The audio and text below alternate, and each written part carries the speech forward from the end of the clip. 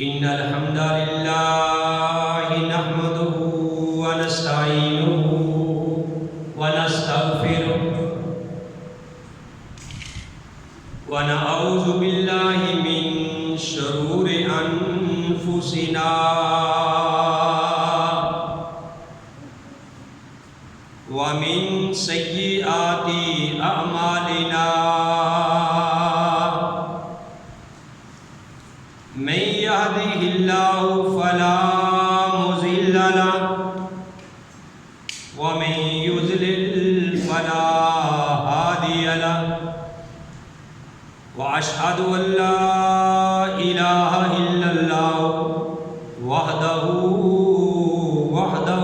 لا شريك له وأشهد أن محمدًا عبده ورسوله يا أيها الذين آمنوا اتقوا الله حق تقاته ولا تموتن إلا وأنتم مسلمون يا أيها الناس اتقوا ربكم الذي خلقكم من نفس واحدة وخلق منها زوجها وبث منهما رجالا كثيرا ونساء واتقوا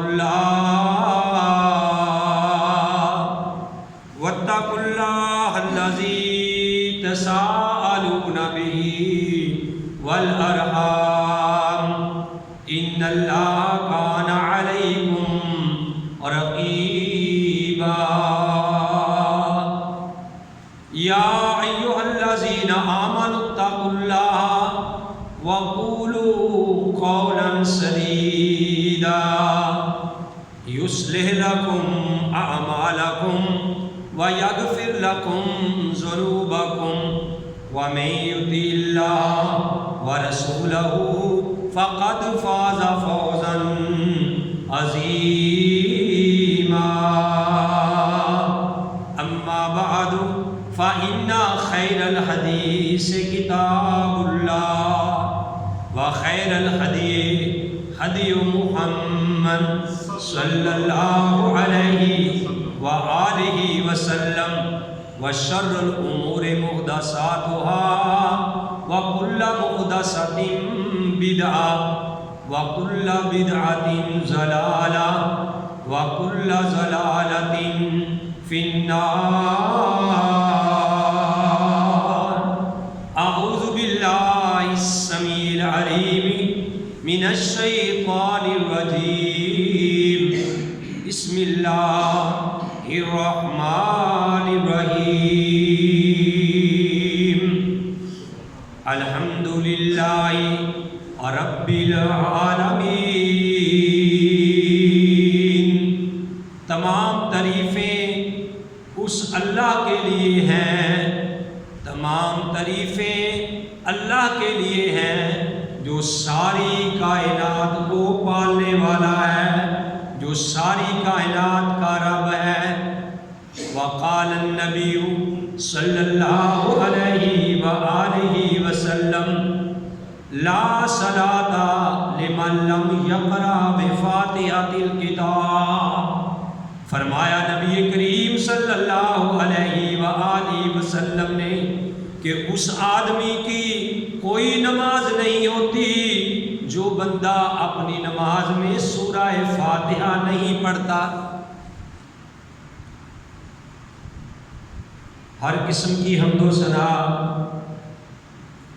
اللہ وحدہ لا شریک کی ذات پاک کے لیے.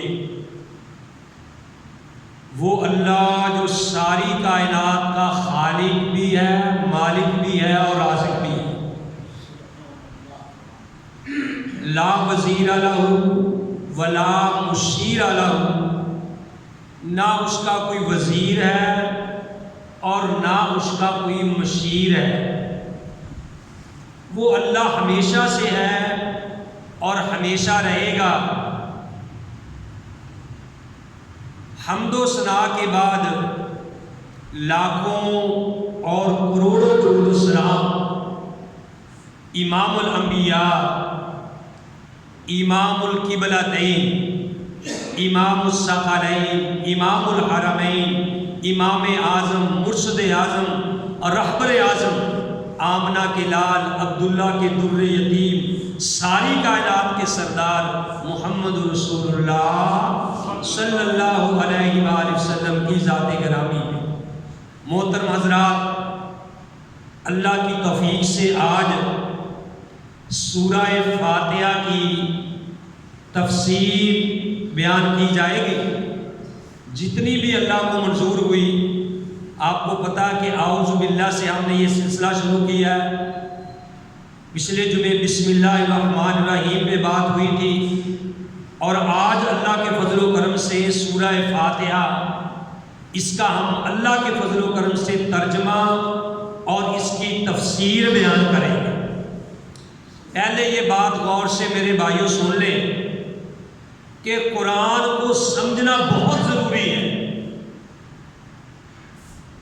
آپ بے شک نفل نوافل کم پڑھیں، لیکن قرآن کو سمجھنے کی کوشش کریں۔ پیارے نبی علیہ السلام نے ابو ذر کو فرمایا رضی اللہ تعالیٰ عنہ کو کہ اے ابو ذر، قرآن کی ایک آیت کو سمجھ کے پڑھنا۔ طارق صاحب، قرآن پاک کی ایک آیت کو سمجھ کے پڑھنا، اس پہ غور کرنا، اس کی اچھے طریقے سے تحقیق کرنا۔ پیارے نبی علیہ السلام نے فرمایا کہ 100 نفلی رکعات پڑھنے سے بہتر ہے۔ ایک بندہ 100 نفل پڑھ رہا ہے، اور ایک بندہ جو ہے وہ قرآن کی ایک آیت کو سمجھ کے پڑھ رہا ہے، اس کے 100 نفل پڑھنے سے اس کی ایک آیت کا سمجھنا بہتر ہے۔ اسی طرح ایک بندہ قرآن کی ایک آیت کو سمجھ کے پڑھ رہا ہے، اور دوسرا بندہ 100 آیات کی تلاوت کر رہا ہے۔ یہ بندہ ایک آیت کی تلاوت کرنے والا، اس کو سمجھ کے پڑھنے والا، اس 100 آیات کی تلاوت کرنے والے سے بہتر ہے، افضل ہے، اس کو ثواب اس کا زیادہ ملتا ہے۔ تو اس لیے بھائیوں، اللہ نے ہمیں یہ موقع دیا ہے کہ شروع سے ہم نے قرآن کو شروع کیا، اور اسی طرح جتنی بھی آیات کا ترجمہ تفسیر ہوا، بے شک ایک ہی آیت کا کیوں نہ ہو، اس کو ہم نے سوچ کے سمجھ کے میرے بھائیوں جانا ہے اور دل میں اپنے اتارنا ہے۔ آج آپ کے سامنے سورہ فاتحہ کی آیت نمبر 1، پہلی آیت الحمدللہ رب العالمین، اس کا ترجمہ اور اس کی تفسیر کی جائے گی۔ پہلے یہ سمجھ لیں کہ اس کی فضیلت کتنی ہے۔ سورہ فاتحہ کے بارے میں پیارے نبی علیہ السلام نے فرمایا کہ لا صلاۃ لمن لم یقرأ بفاتحۃ الکتاب، کہ اس سورہ فاتحہ کی اتنی فضیلت ہے کہ جو بندہ سورہ فاتحہ اپنی نماز میں نہیں پڑھتا، چاہے وہ نماز جنازہ ہو، چاہے نماز عیدین ہو، چاہے نفل ہو، نوافل ہو، فرض ہو، مقتدی ہو، امام ہو، پیارے نبی علیہ السلام نے فرمایا کہ جو بندہ اپنی نماز کے اندر سورہ فاتحہ نہیں پڑھتا، فرمایا اس کی نماز نہیں ہوتی۔ حضرت عبداللہ بن عباس رضی اللہ تعالیٰ عنہ کہتے ہیں کہ ہم بیٹھے ہوئے تھے، پیارے نبی علیہ السلام کے پاس جبریل آئے۔ جبریل، ہم نے دیکھا کہ ایک آواز ہمیں سنائی دی۔ جبریل نے پیارے نبی علیہ السلام کو فرمایا کہ یا رسول اللہ، آج ایک ایسا دروازہ کھلا ہے جو پہلے کبھی نہیں کھلا، اور ایک ایسا فرشتہ اللہ نے نازل کیا ہے جو اس سے پہلے کبھی زمین پہ نہیں اترا۔ وہ فرشتے نے آ کے کہا ہے کہ اے اللہ کے رسول، اللہ تعالیٰ نے آپ کے لیے 2 نور نازل کیے ہیں۔ وہ 2 نور کیا ہیں؟ ایک سورہ فاتحہ ہے اور ایک سورہ البقرہ کی آخری 2 آیات ہیں۔ اور یہ جو آخری آیات ہیں، یہ پیارے نبی علیہ السلام کو میراج کی رات اللہ نے گفٹ کے طور پہ، تحفہ کے طور پہ عطا کی تھی۔ اور جو آدمی سورہ بقرہ کی آخری 2 آیات رات کو پڑھ کے تلاوت کر کے سوئے، پیارے نبی علیہ السلام نے فرمایا یہ 2 آیات اس کے لیے کافی ہو جائیں گی۔ تو بھائیو یہ سستی نہیں کرنی، آج سے ہی تہیہ کرنا ہے۔ جن کو زبانی آتی ہے ٹھیک ہے، جن کو زبانی نہیں آتی وہ قرآن سامنے رکھ کے صرف 2 منٹ لگتے ہیں، وہ سورت آمن الرسول بما انزل الیہ سے شروع ہوتی ہیں، آخری 2 آیات وہ پڑھ کے سوئے، کہو انشاءاللہ۔ تو بھائیو میں یہ بتا رہا تھا کہ سورہ فاتحہ کی تفسیر ہوگی۔ سورہ فاتحہ، اس کے پیارے نبی علیہ الصلوۃ والسلام نے اور بھی نام بتائے ہیں، جن میں ایک اس کا نام ام القرآن بھی ہے۔ ام القرآن کا معنی کہ یہ جو سورت فاتحہ ہے یہ قرآن کی ماں ہے، یہ قرآن کی اصل ہے۔ ماں ہوگی تو اولاد ہوگی۔ سورت فاتحہ قرآن کی اصل ہے، اس میں سارا قرآن جو ہے اللہ نے سمویا ہوا ہے۔ تو بھائیو سورہ فاتحہ کو ام القرآن بھی کہا گیا ہے، پیارے نبی نے اس کو الشفا بھی کہا ہے کہ جو بندہ سورہ فاتحہ پڑھ کے دم کرے گا اللہ احکم الحاکمین اس بندے کو شفا عطا کر دیں گے۔ تو میرے بھائیو سورہ فاتحہ کو الرقیہ بھی کہا گیا ہے کہ دم، جو آدمی سورہ فاتحہ پڑھ کے دم کرتا ہے اللہ احکم الحاکمین اس کو شفا عطا کر دیتے ہیں۔ اس کو کنز الایمان بھی کہا گیا ہے، گویا کہ یہ ایمان کا خزانہ ہے۔ اس کو الکافیہ بھی کہا گیا ہے، گویا کہ پڑھنے والے کے لیے یہ کافی ہو جاتی ہے۔ اس کے چیدہ چیدہ نام ہے، لیکن آج سورہ فاتحہ کی جو پہلی آیت ہے الحمدللہ رب العالمین، اس پہ بات ہوگی۔ میرے بھائیو ذرا غور سے سنو، اللہ کا قرآن ہے، اللہ نے اپنے قرآن میں فرمایا الحمد، تمام تعریفیں، الحمد تمام تعریفیں، للہ اس کے لیے ہیں، اللہ کے لیے، رب العالمین جو تمام جہانوں کا، سارے جہانوں کا پالنے والا ہے۔ اس کا یہ ترجمہ ہے، کوئی مشکل نہیں، یہ تو آپ کو سمجھنا چاہیے، کم از کم ایک آیت تو سمجھو نا قرآن کی، سورہ فاتحہ کی، کہ الحمد تمام تعریفیں للہ اللہ کے لیے ہے، رب العالمین جو ساری کائنات کا رب ہے، جو ساری کائنات کو پالنے والا ہے۔ وما من دابۃ فی الارض الا علی اللہ رزقها، کوئی زمین پہ چیز چلنے والی ایسی نہیں مگر اس کا رزق اللہ کے ذمے ہے۔ رزق کس کے ذمے ہے؟ اللہ کے ذمے ہے۔ اور پھر ہمیں اللہ کو اپنا رازق سمجھنا چاہیے۔ حضرت عبداللہ بن مسعود رضی اللہ تعالیٰ عنہ فرماتے ہیں کہ آسمانوں کے اندر بھی، آسمانوں میں ایک دروازہ ہے جس سے اللہ بندے کے لیے رزق نازل فرماتے ہیں۔ آسمانوں میں ایک دروازہ ہے جس سے اللہ رزق عطا کرتے ہیں۔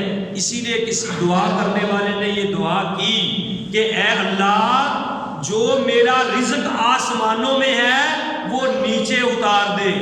غور سے سنو، آپ بھی دعا کیا کرو، پنجابی میں کرو، اردو میں کرو، اللہ ساری زبانیں سمجھتا ہے۔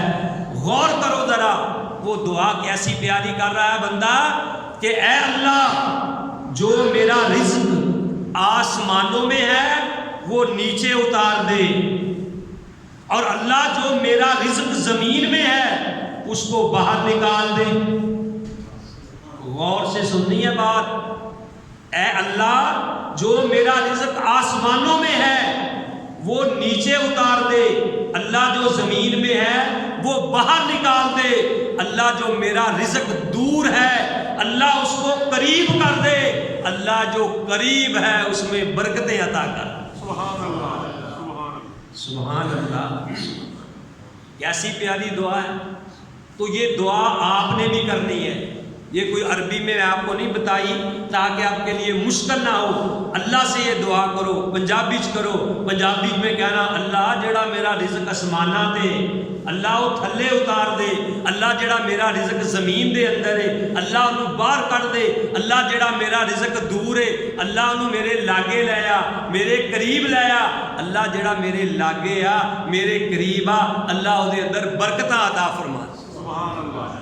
تو میں یہ بات کر رہا تھا کہ الحمدللہ رب العالمین کہ تمام تعریفیں اللہ کے لیے ہیں جو ساری کائنات کو پالنے والا ہے. میرے بھائیو الحمد تمام تعریفیں اصل میں حقیقی تعریف جو ہے وہ کس کی ہے؟ اللہ کی ہے. حقیقی تعریف اللہ کی ہے.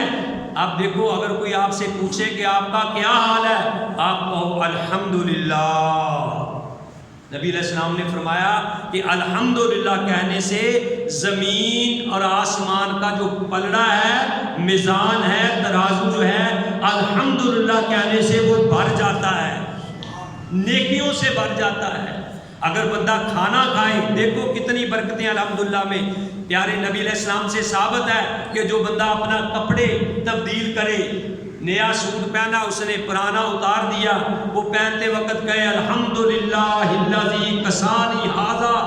تمام تعریفیں اس اللہ کے لیے ہیں جس نے مجھے یہ سوٹ کپڑا پہنایا، ورزقنی ہی اور مجھے رزق عطا فرمایا، مجھے یہ سوٹ عطا فرمایا.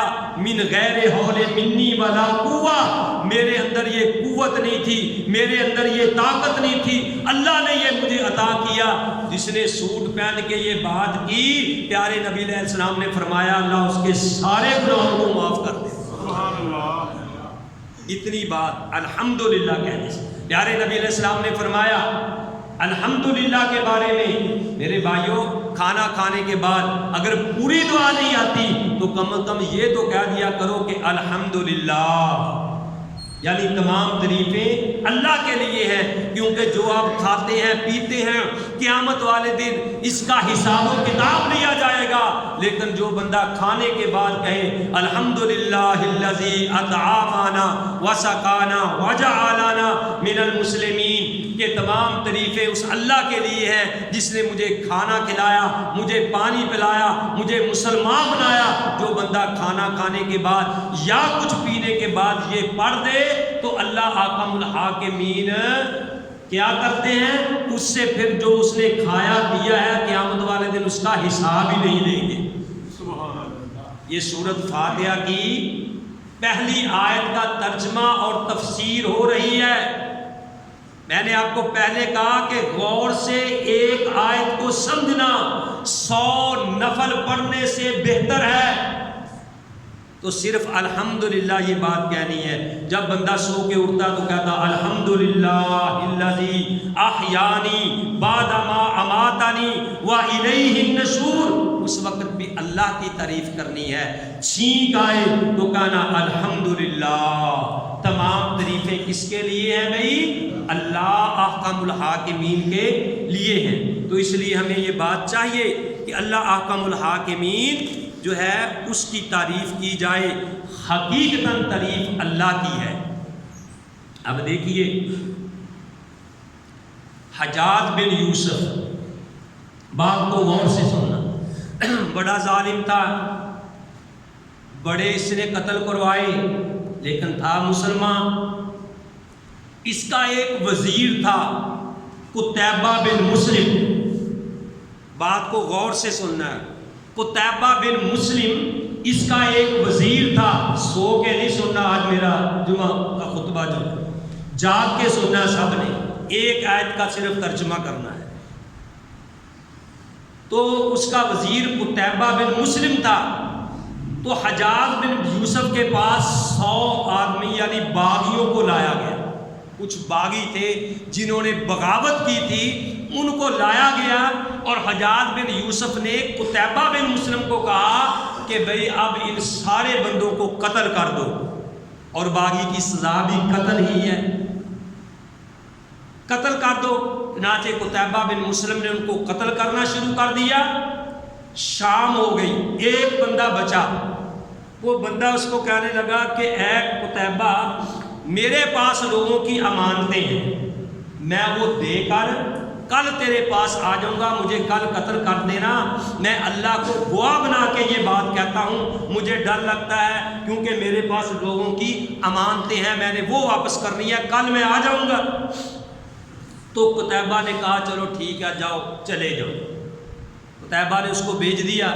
تو جب اس نے اپنی حویلی کا، اپنے دفتر کا جو بھی سسٹم تھا، جب اس نے دروازہ کھولا دیکھا تو وہ بندہ سامنے کھڑا ہے۔ تو قتیبہ نے اس کو کہا کہ میں نے آپ کو رہا کر دیا تھا، آپ کیوں آ گئے؟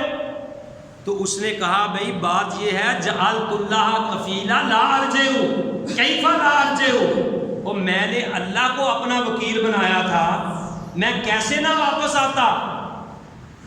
تو قتیبہ نے یہ واقعہ حجاج بن یوسف کو بتایا کہ دیکھو بھئی بندہ واپس آ گیا اپنے آپ کو قتل کروانے کے لیے۔ تو اگرچہ حجاج بن یوسف وہ بڑا ظالم تھا لیکن مسلمان تھا، اس نے کہا کہ بھی اچھا، میں وہبت لکا، یہ غلام میں تجھے ہبہ کرتا ہوں، یہ بندہ میں نے تجھے دیا، اب تیری مرضی ہے، جو اس کے ساتھ کرنا ہے کر لو، اس کو غلام بنانا ہے غلام بنا لو، جو تیری مرضی کر، وہبت لکا، میں نے تجھے دے دیا۔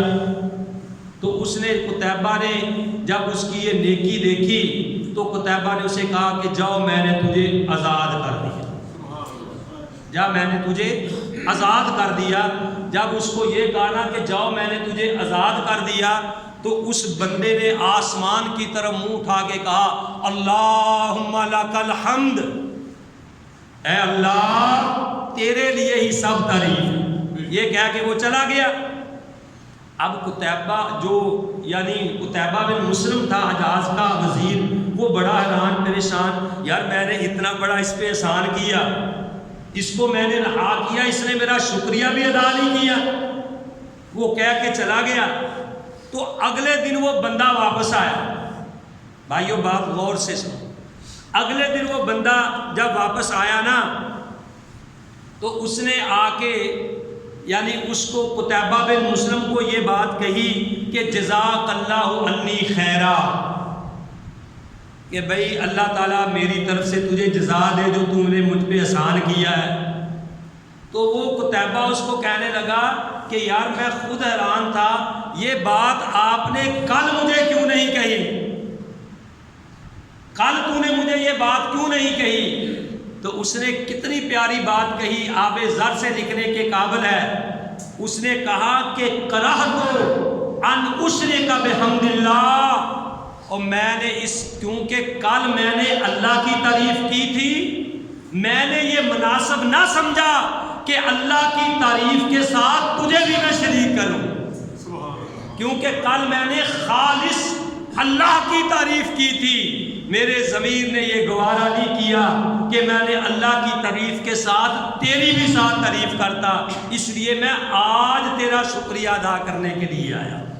تو بھائیوں میں یہ بات بتا رہا تھا کہ الحمدللہ رب العالمین کہ تمام تعریفیں اصل میں کس کے لیے ہیں؟ للہ، اللہ کے لیے، رب العالمین جو ساری کائنات کا رب ہے، ساری کائنات کو پالنے والا ہے۔